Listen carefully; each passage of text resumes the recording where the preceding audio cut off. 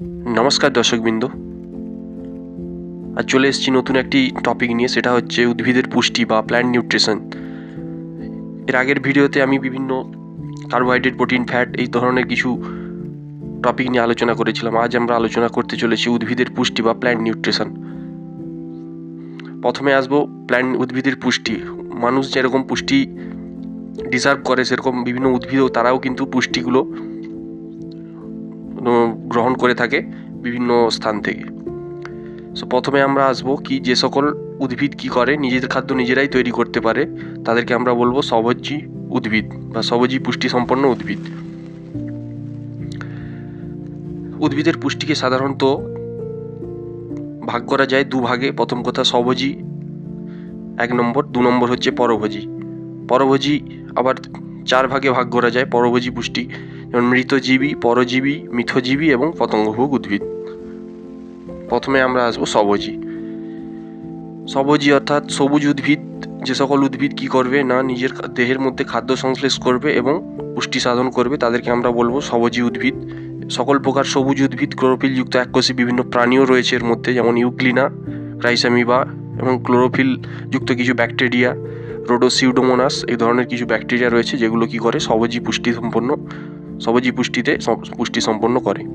এরপরে আসবো পরভোজী পুষ্টি। যে জীব কি করে না, নিজের খাদ্য নিজে তৈরি করতে পারে না, কোনো সজীব আশ্রয়দাতার দেহ থেকে বা মৃত জৈব বস্তু থেকে কি করে পুষ্টিরস সংগ্রহ করে, তাদেরকে আমরা বলবো পরভোজী বা হেটেরোট্রপস। যেমন কি বিভিন্ন ছত্রাক, স্বর্ণলতা, র্যাফলেসিয়া, লাইকেন, কলসপত্রী, এই ধরনের কিছু উদ্ভিদ যেগুলো কি করে পরভোজী সম্পন্ন উদ্ভিদ।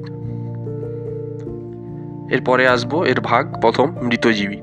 মৃতজীবী কি না, যেসব উদ্ভিদ কি করবে মৃত পচাগলা উদ্ভিদ এবং প্রাণীর দেহাবশেষ থেকে কি করবে অপর কোনো জৈব বস্তু থেকে পুষ্টিরস সংগ্রহ করবে, তাদেরকে আমরা মৃতজীবী বা স্যাপ্রোফাইটস বলবো। যেমন অ্যাগারিকাস অর্থাৎ ব্যাঙের ছাতা, যেগুলো ইস্ট, মিউকর, পেনিসিলিয়াম যেটা লেবুর খোসার উপর জন্মায়, এই ধরনের ছত্রাক কি করে মৃতজীবীতে পুষ্টি সম্পন্ন করে।